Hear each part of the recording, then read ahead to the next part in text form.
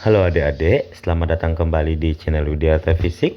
Pada video pembelajaran kali ini kita masih membahas soal UTBK tahun 2022. Oke, langsung saja ke soalnya. Perhatikan gambar. Di sini ada sebuah gambar grafik. Kita baca dulu keterangannya.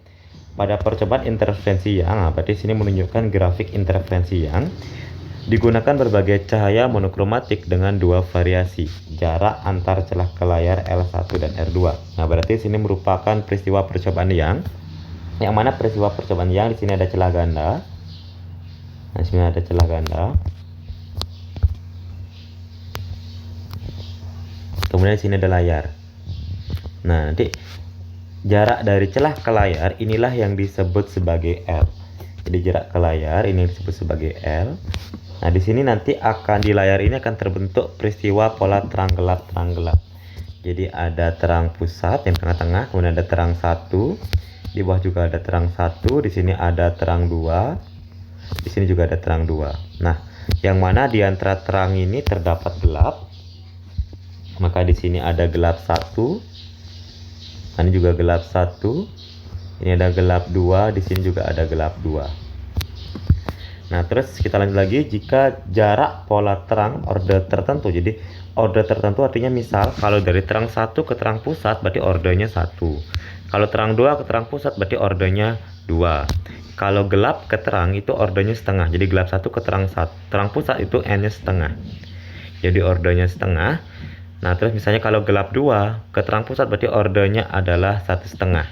Karena terang pusat ke terang 1 kan 1 ordernya, terang 1 ke gelap 2 lagi setengah.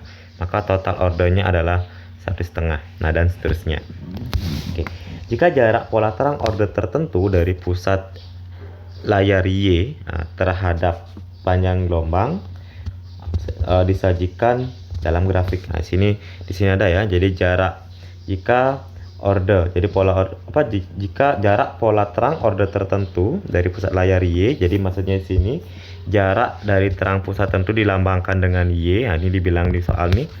Layar adalah Y terhadap panjang gelombang terhadap lambda disajikan seperti grafik. Jadi ini ada nilai Y-nya, ini ada panjang gelombangnya. Diminta berapa rasio perbandingan antara jarak celah ke layar untuk kondisi pertama dan jarak celah ke layar untuk kondisi kedua. Yang mana untuk interferensi yang itu dirumuskan dP per L sama dengan N dikali dengan lambda. Nah, N ini order, ada yang menyebutkan N, ada yang menyebutkan M. Jadi boleh saja. N ini merupakan order. Nah, karena di sini diminta L, jadi perbandingan L, jadi saya kali silang ke sebelah, maka didapatkan dulu dP sama dengan N kali lambda dikali L. Nah, karena diminta perbandingan, berarti kita buatkan dalam dua kondisi. Jadi D1 P1 per D2 kali P2 sama dengan, jadi DP di sini kan rumusnya adalah DP di sini kan rumusnya adalah NL kali lambda. Nah, jadi kita lanjut aja nih. Jadi ini N1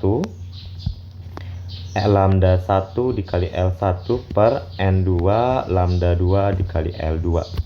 Untuk N, karena dia sama-sama dari order tertentu, jarak pola terang order tertentu, berarti sini karena dia order tertentu, berarti tidak ada perubahan order antara kondisi 1 dengan kondisi 2. Maka dengan demikian nilai N ini boleh kita coret. Berikutnya yang bisa dicari lagi, P di sini apa? Nah, P sini disebut sebagai Y ya. Jadi P sini di sini kan dP per L. Nah, P inilah yang disebut sebagai Y. Jadi Y sini bisa diganti dengan P. P ini merupakan jarak terang ke terang pusat, atau di sini di soalnya disebut namanya adalah Y. Ya udah, berarti kita P ini bisa kita ganti dengan nilai Y nanti.